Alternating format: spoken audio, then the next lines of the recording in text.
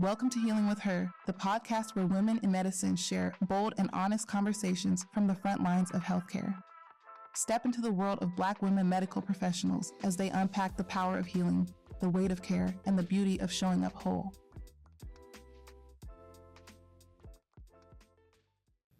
Welcome to Healing with Her, the podcast where women in medicine share bold, honest, and healing conversations from the front lines of healthcare. I'm your host, Layla Guthrie, and I'm thrilled you're here. Whether you're a healthcare professional, a patient, or someone passionate about wellness, you'll find stories here that resonate, educate, and inspire. The information shared on Healing with Her is intended for educational and informational purposes only. It is not a substitute for professional medical advice, diagnosis, or treatment. Always seek the guidance of your physician or other qualified healthcare provider with any questions you may have regarding your health. The views expressed by the host and guests are their own and do not necessarily reflect those of their institutions or employers. This podcast was born from a shared truth. Healing isn't just about medicine. It's about connection, listening, and leadership. And who better to lead those conversations than women physicians? As an aspiring physician, today's episode is incredibly special to me. I'm sitting down with 4 African-American female physicians, women whose journeys represent resilience, brilliance, and sacrifice, as well as purpose. As someone hoping to wear the white coat one day myself, I wanted to ask the questions young women like me are really wondering about. The things nobody teaches you in textbooks. A little bit about me. My name is Layla Simone Guthrie. I'm a 2025 graduate of Howard University with a bachelor's in health sciences and a current student at University at Buffalo for a master's of biological sciences. Now, I'd love to hear from each of our physicians, and they can introduce themselves, talk a bit about their passion and purpose. I am Dr. Brian Wilson. I am a podiatrist. I own my own practice, Pure Podiatry of Western New York, PLLC. I have been in practice in total for about 17 years, but the owner of Pure Podiatry for the past 10 years. I deal with all things feet. I treat people from 0 to 103, and I have enjoyed my time in practicing and loving what I do. And I am Dr. Emmy Kool-Aid-Nylander, and I'm an OBGYN. My practice is Buffalo OBGYN. I've been in practice for over 25 years. And I also own my own practice and love what I do. I take care of women, obviously, and from the young age, usually adolescents to into their hundreds, too. And I'm Dr. Pamela Reed. I'm an internist by training, practiced primary care for 30 years and got to retire for about 16 months and am now the Senior Research Project Director with the Department of Obstetrics and Gynecology at the Jacobs School of Medicine. Thank you, doctors, for sharing a bit about yourselves. I'd love to know, did you always know that medicine was your calling? I guess I'll start. I did not. Actually, I thought that I'd love to be a scientist, actually. And, growing up rural, as my husband likes to tease me, and really not having any role models in science. Right. You think science bench research, right? That was my kind of thought. And so I thought that's what I wanted to do. And so I had some experiences when I was a high school student, and then when I was an undergrad, and hated every minute of being in a lab because I'm far too much of a people person. And so then, you redirect that career and think, how can I combine these two passions, right? Science and being a people person. And that kind of naturally led me to medicine. I love that. Thank you for sharing, Dr. Reed. So I have a family of physicians. So I always knew when I was young, from a very young age, that I wanted to be a doctor, specifically an OBGYN, because I wanted to help women. I wanted to, deliver babies. It just sounded exciting to me. It's tiring now. I always knew I wanted to be a doctor. My sister always was like, I never knew somebody who knew what they wanted to be at 6. So I always knew I wanted to be a doctor. I was that kid who liked anatomy, cut stuff open, see how it was. So I always knew I wanted to do surgery in some aspect. And then, as you get older, I was like, oh, I want to be an OBGYN. I'm like, nah, babies come when they want to. I don't want to be woken up in the middle of the night to go deliver no baby. Then I was like, oh, I could be a vet. And then I was like, nope, I don't like animals that much. I even went to anesthesia. I was like, yeah, no, that malpractice insurance is really high. I was like, no, thanks. And then I picked feet.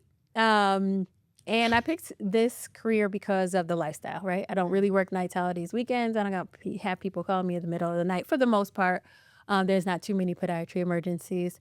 And for the most part, people can come in with a problem and I can fix it before they leave. So that's why I picked feet. Wow, thank you so much. Thank you both doctors for sharing your journey with me. Some of our viewers may know, some may not, but it is a very long journey towards becoming a physician. I would love to hear if any of you have any obstacles you would share about how you made it here to be a physician.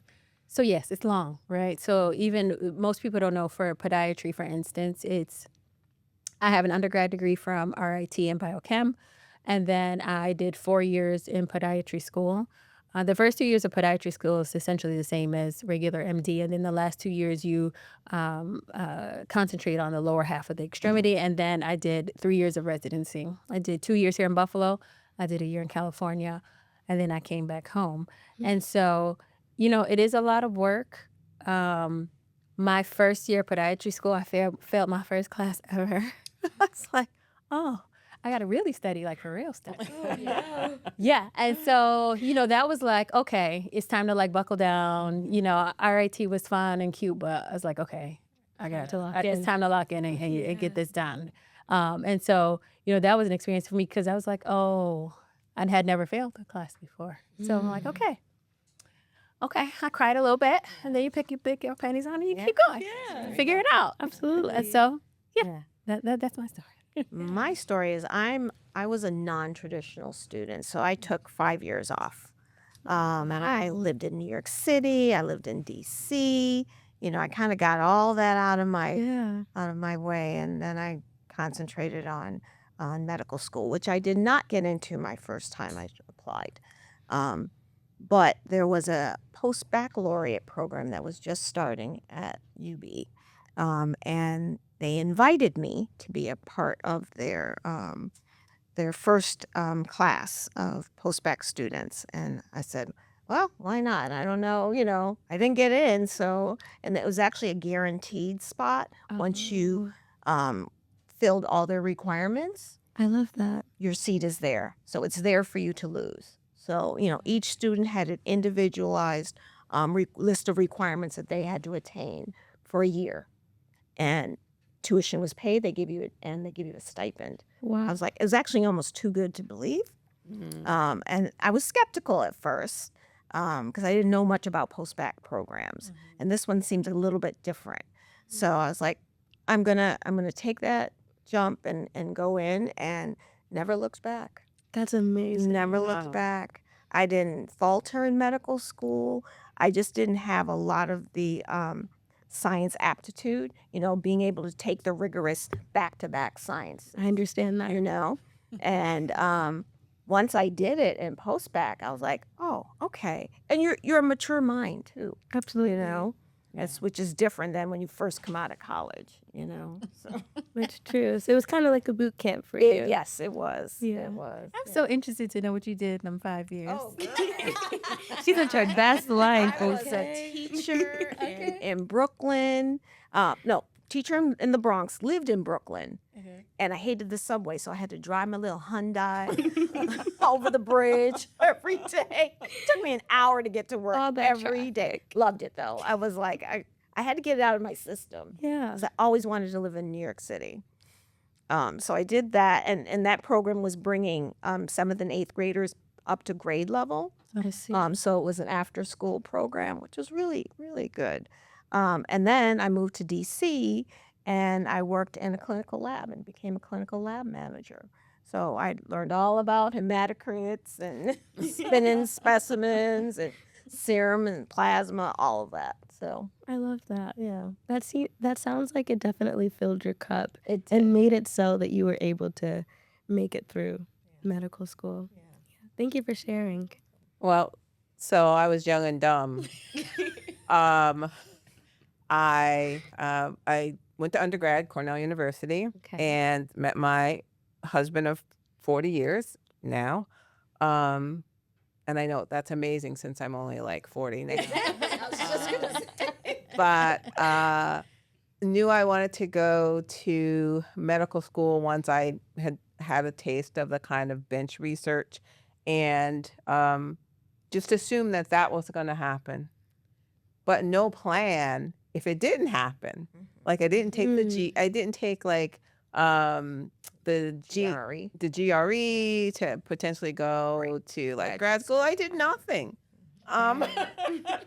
So I have no idea what I was going to do if I had not gotten it. It never entered my mind. And so, of course, you should have a plan if that doesn't happen the first time.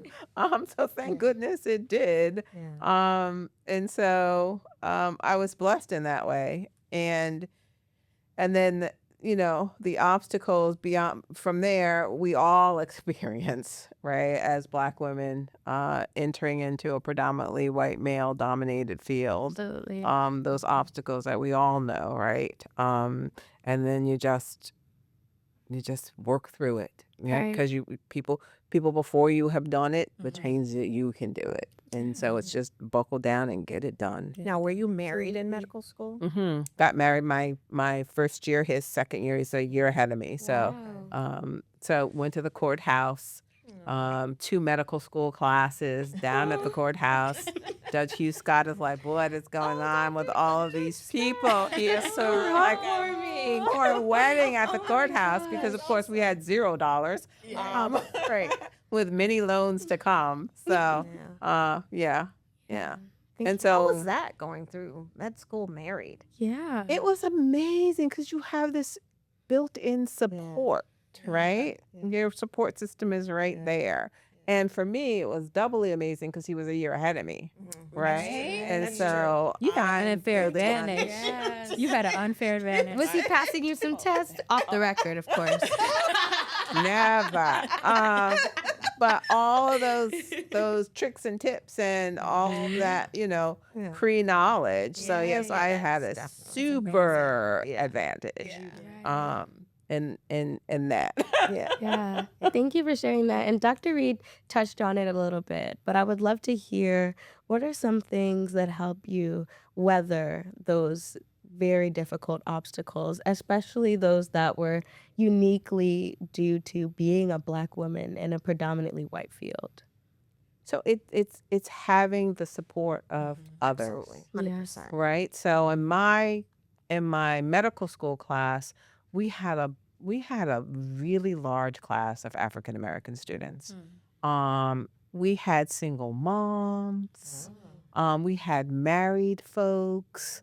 And we all did this together. There was no getting through this without each other. We all babysat. We were like all parents to the children that were part of our community. And it's having that community. For sure.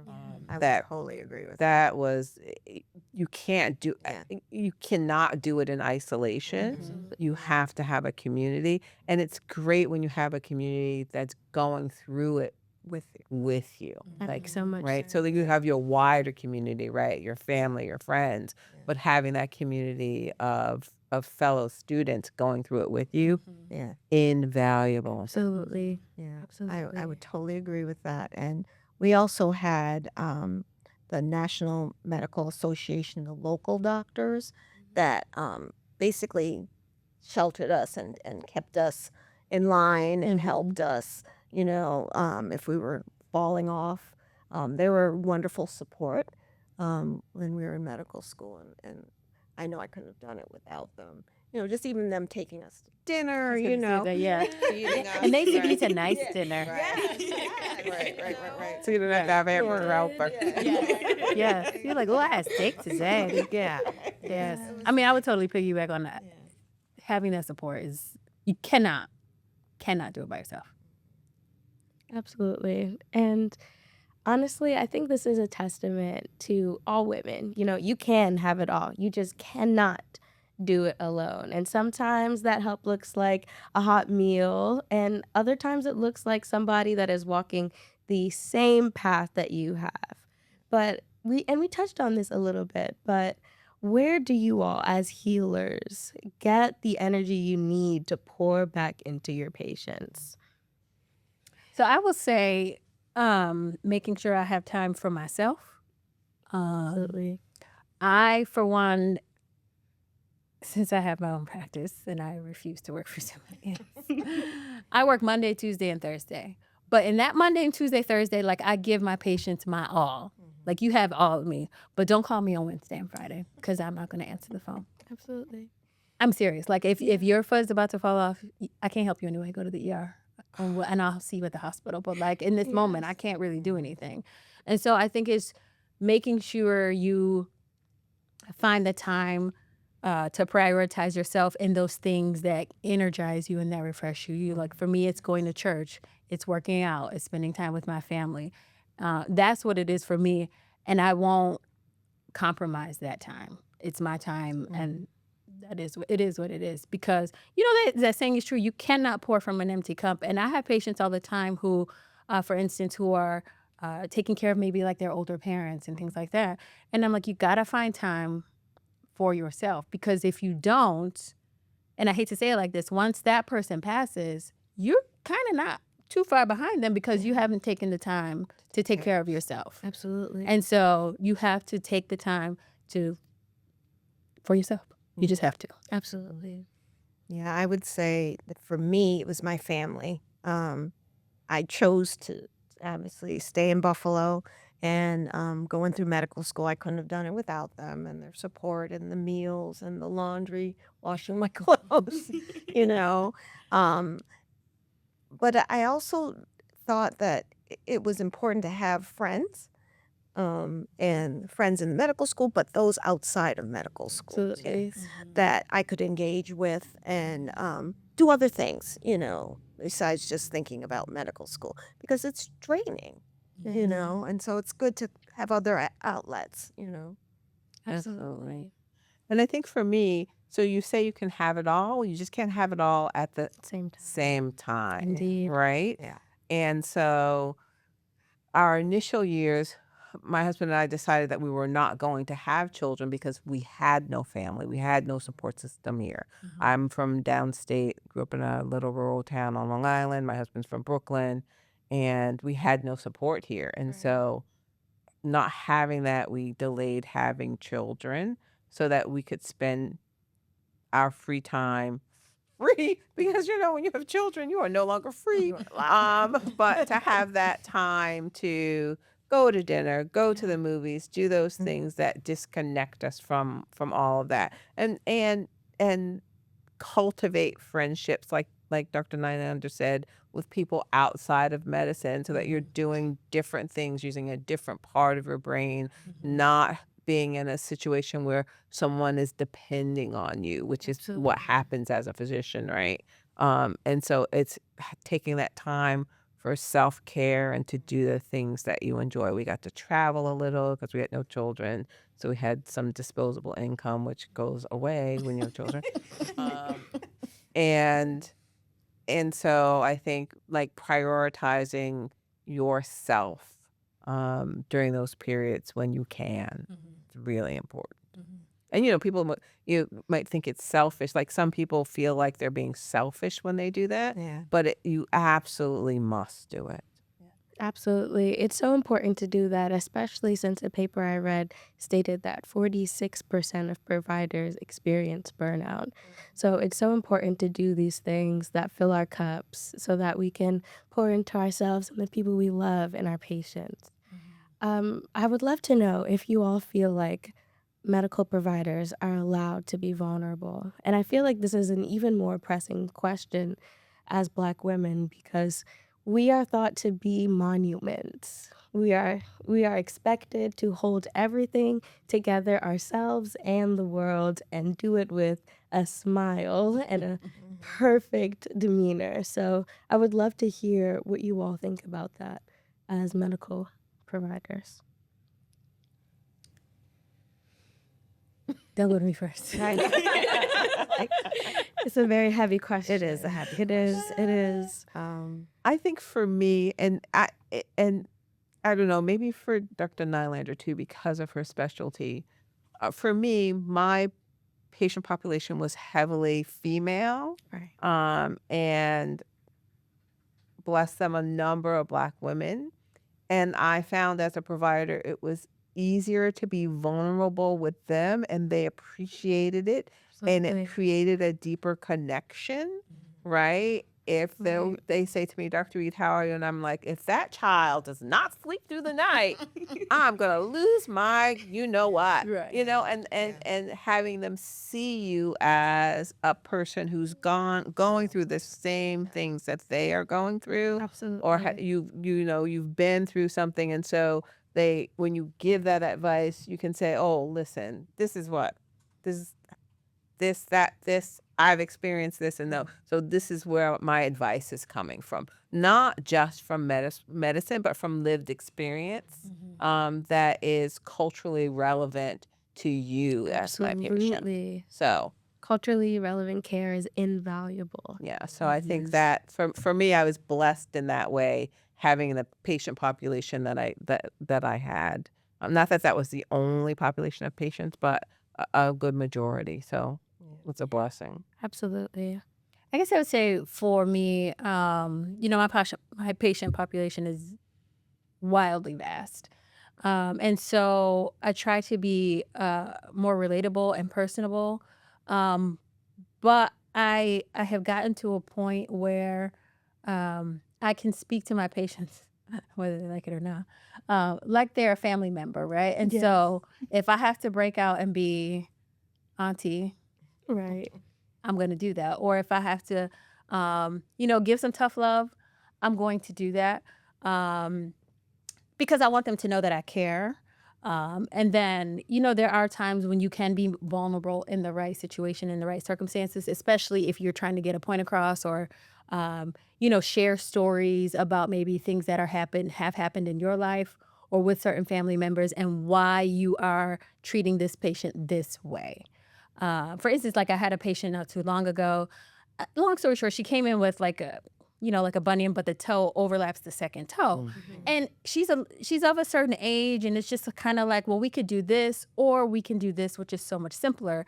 It's maybe a little unconventional, but explaining like I've done this or I've had, certain patients do this and they're so much better for it. And so, just relating those stories and let them know, like, it's either you do this or you do this, and it's so much easier. No, this may not be what you want. And we go through it to make sure it is still right for that person. But I always try to relate it to a family member or and I use this a lot, and I do mean it. Like, if you were my mother sitting here, I'd be like, this is what you need to do, because we don't need to be messing around with this. Let's just fix it and keep it moving. Right. And you just try to keep it that way. But in the same breath, I have learned also, like, I'm not every woman. I'm not gonna be every woman. And if you're getting on my nerves, I'm gonna let you know. Absolutely. 'Cause I just don't feel like it today. Because maybe the baby was asleep. She didn't sleep. Or she's sick. Right? And maybe so, you're sick. or maybe I'm sick. Yeah. Right? Yeah. And so, I am human. And sometimes you gotta be like, you do know I'm human, right? You do know I'm a person, right? Sometimes you have to break it down for them like that. Because, patients can be not patient. And you're just like, okay, so I'm gonna need you to calm down. Yeah. I've had similar experiences like both these doctors.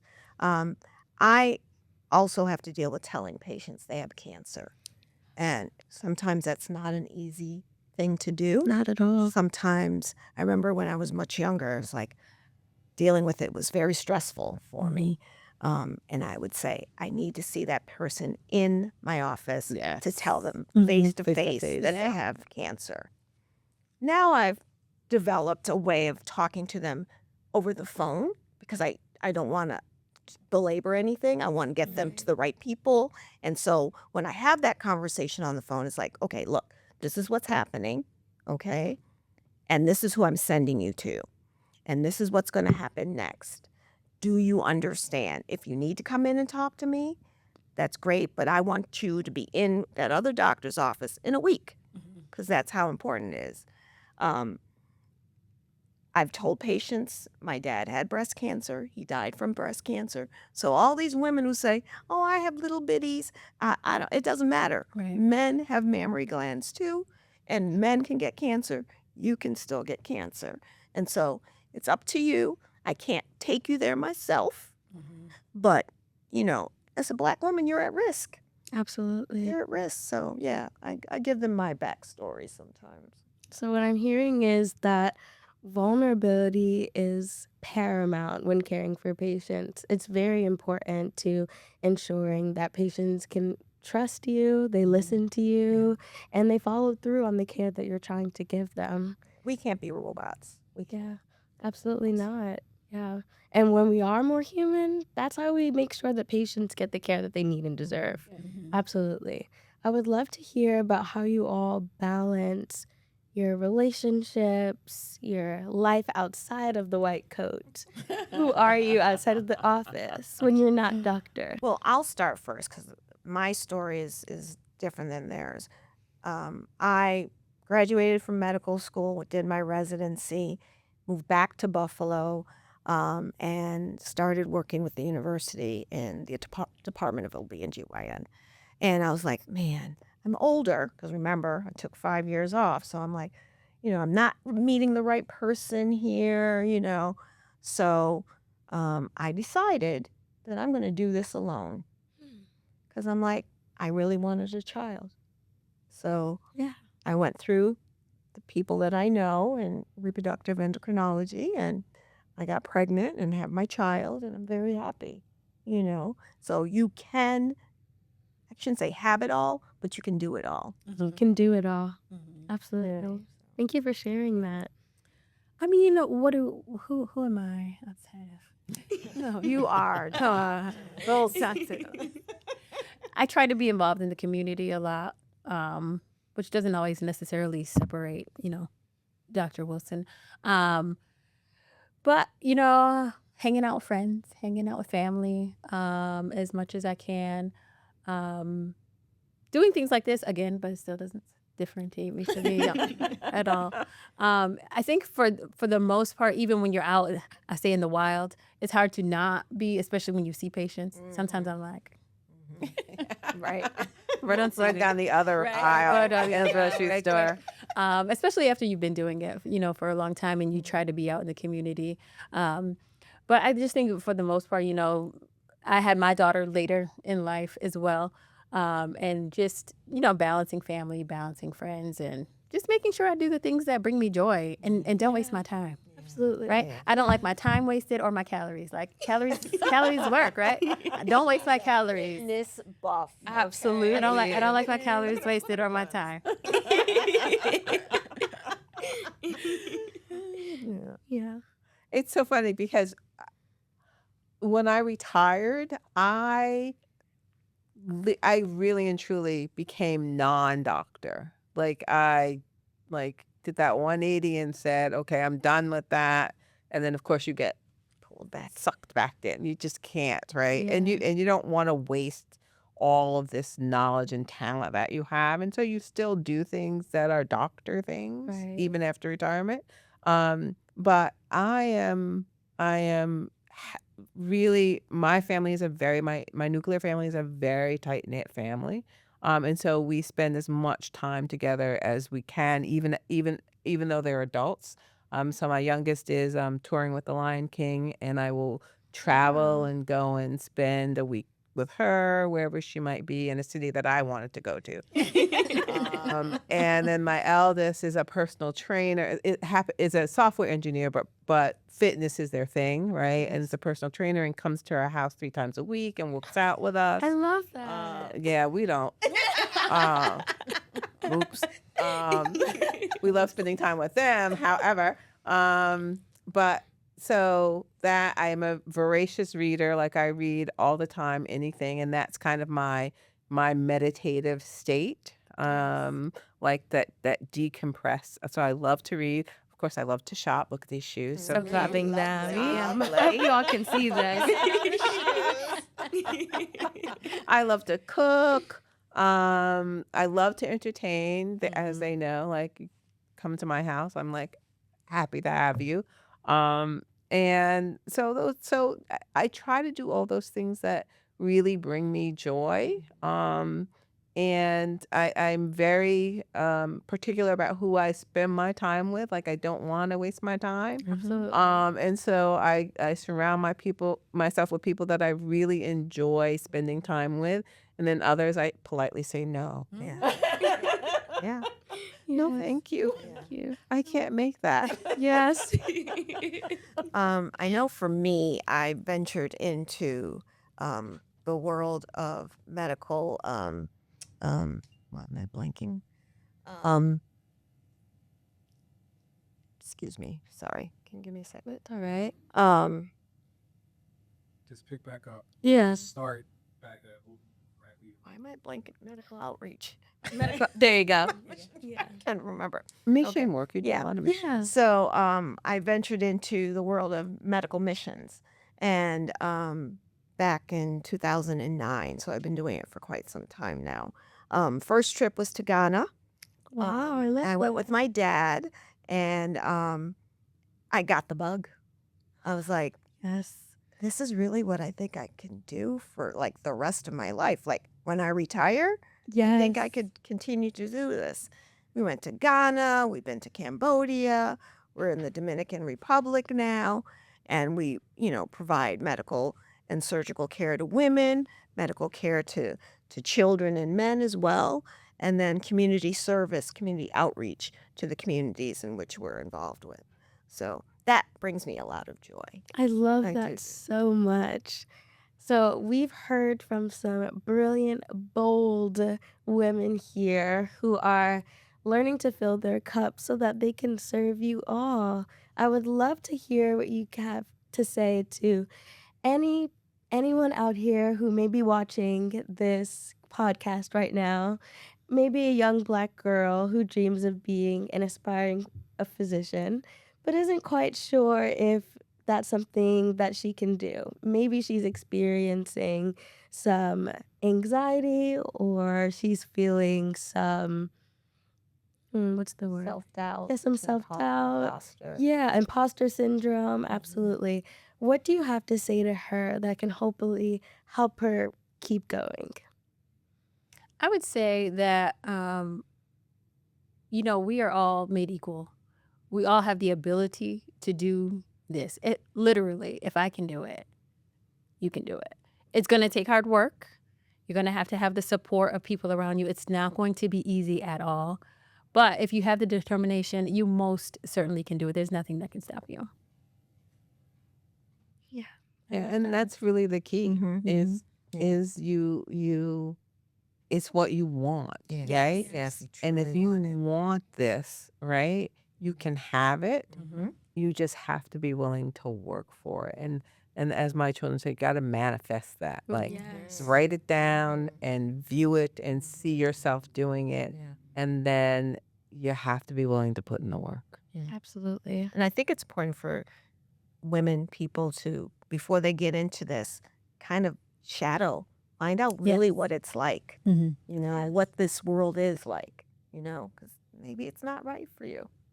Yeah, that's understandable. Which is okay. And it's Right? okay. Right? Yeah. Because there are other careers in medicine, right, that allow you to do those things that help others. And so it might be branching out into some other area. But whatever it is that you want to do, you can achieve with just hard work and perseverance. Absolutely. Absolutely. Thank you all for sharing that. I hope you've inspired someone today to turn their wants into cans and their dreams into plans. You can do it, okay? Trust me. Before we end, I'd love for you all to complete this sentence. Healing with her means. Never going alone and staying in community.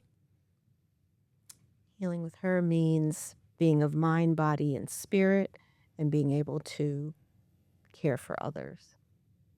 Thank you.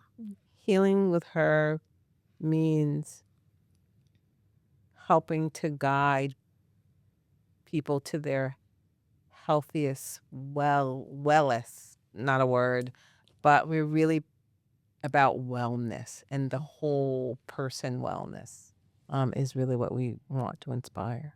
Absolutely. I hope you all feel inspired by these words.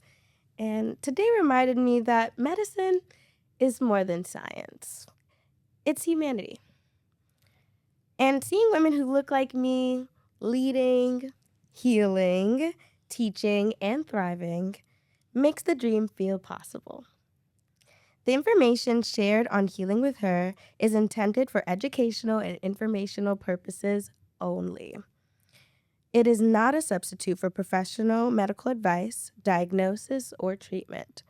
Always seek the guidance of your physician or other qualified healthcare provider with any questions you may have regarding your health. The views expressed by the hosts and guests are their own and do not necessarily reflect those of their institutions or employers. Thank you.